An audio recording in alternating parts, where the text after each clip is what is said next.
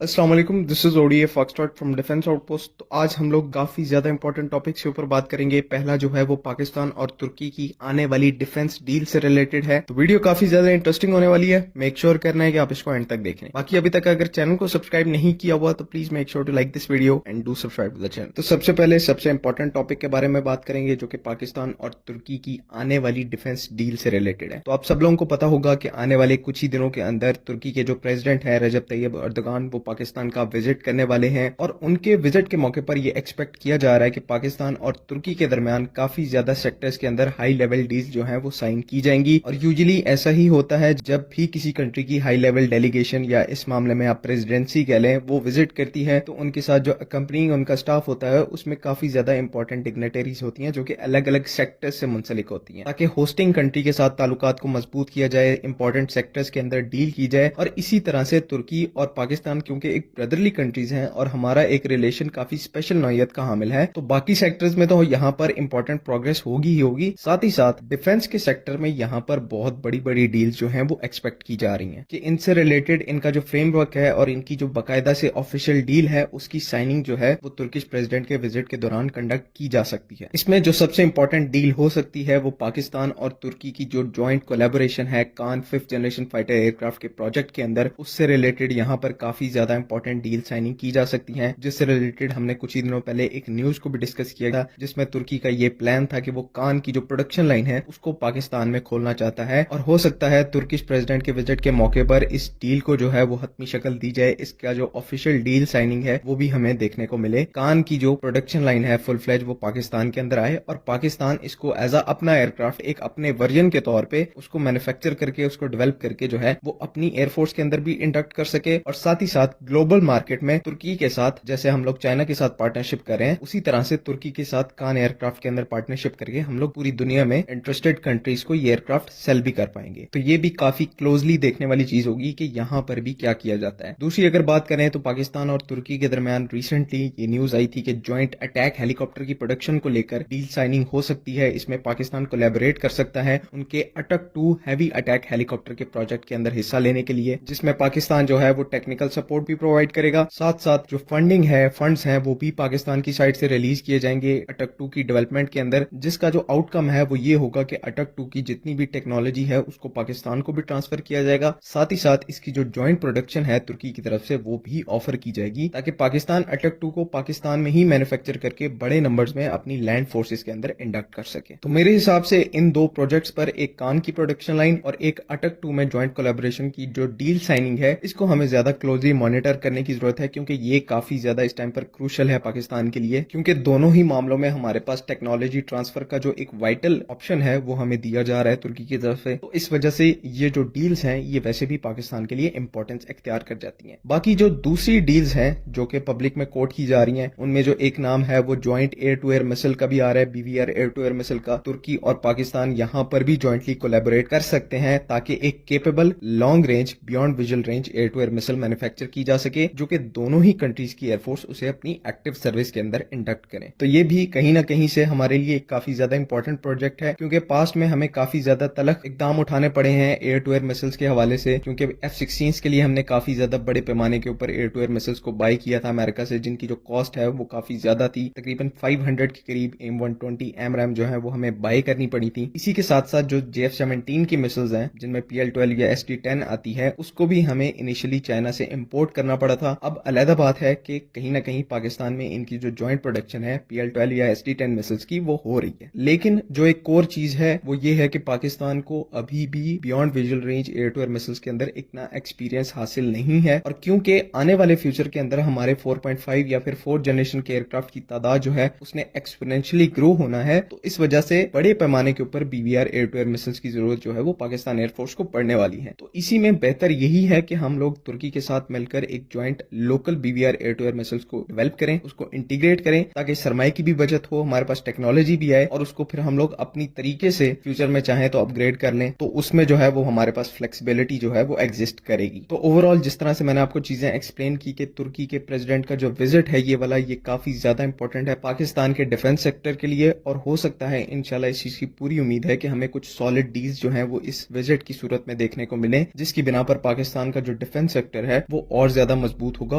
और नीश और critical technologies को डेवलप करने के अंदर हम लोगों को आसानी होगी। उम्मीद है कि वीडियो में आपको की गई सारी बातें समझ में आ गई हैं। अगर इनसे रिलेटेड कोई भी कंफ्यूजन है तो काइंडली कमेंट्स में जरूर पूछें। बाकी अगली वीडियो तक के लिए अल्लाह हाफिज। पाकिस्तान जिंदाबाद।